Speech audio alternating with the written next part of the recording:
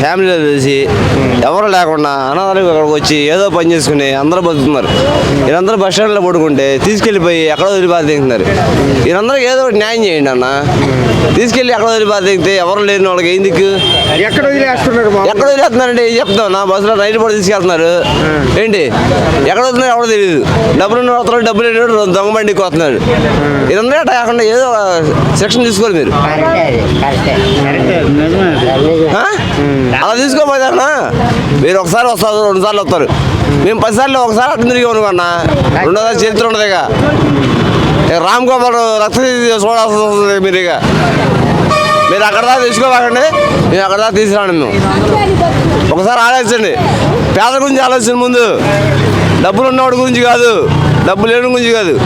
మన జీతాలు ఫ్యామిలీ పిల్లలు తెలిసి చాలా మంది ఉన్నారు ఇక్కడ, లక్షల మంది ఉన్నారు ఇక్కడ. అందరి గురించి ఆలోచించండి. అంటే దేనికి పని చేసుకుంటే ఇక్కడే ఉంటున్నారు. పని చేసుకుంటున్నాం. డబ్బులు లేక బస్ స్టాండ్లో పడుకుంటే, రైల్వే స్టేషన్లో పడుకుంటే తీసి దిగుతున్నారు. అందరిని ఎత్తుకు దిగుతున్నారు. ఒక్కసారి కనుక లేపుతున్నారు, కొడుతున్నారు. మేము ఒకసారి పడుకున్నాం అనుకో, 10 మంది తిరిగేవాడు అడ్డం. వాళ్ళిద్దరు ముగ్గురు ఉంటారు, మేము 10 మంది ఉంటాం. అడ్డం తిరిగితే ఏమవుద్ది? ఒకసారి ఆలోచించండి. పని చేసి వచ్చి ఏడు బ్యాచ్ నా కొడుకులు అక్కడ ఉంటున్నారు, వాళ్ళని కూడా కట్ చేయమని చెప్పేసి అనుకోని అడుగు.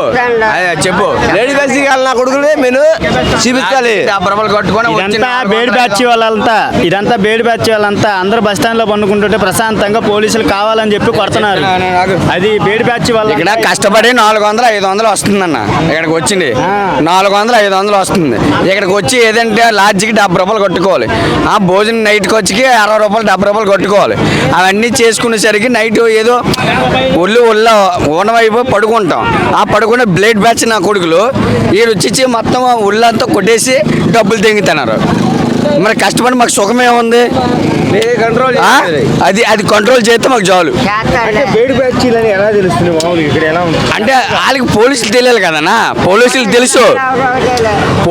తెలుసు ఎవడు ఎటువంటి వాడు అనేది.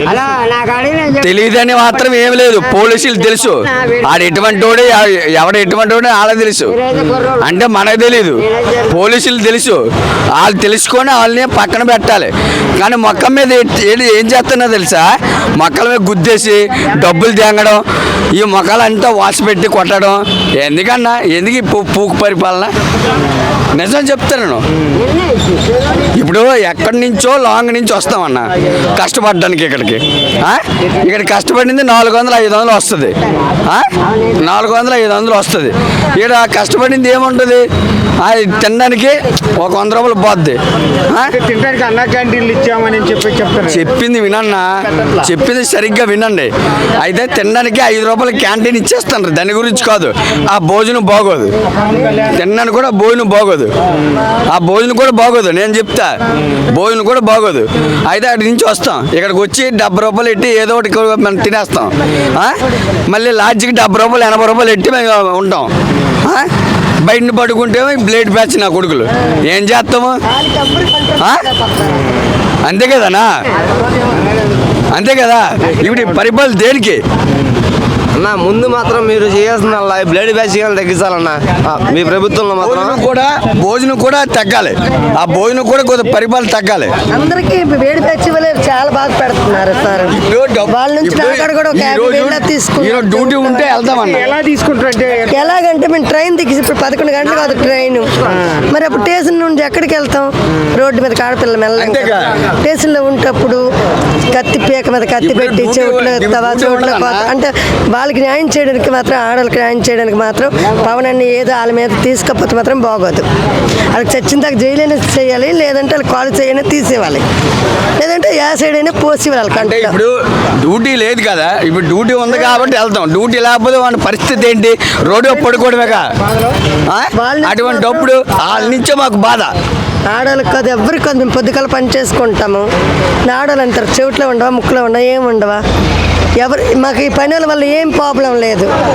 వాళ్ళు ట్రైన్ దిగిస్తూ అక్కడ కూర్చుంటే వాళ్ళు వచ్చి ఒక 10 మంది లాగా వచ్చి నేను చంపేవలా అవన్నీ ఇస్తావని నన్ను తీసుకొని నన్ను కొట్టిండ్రు కూడా సారు.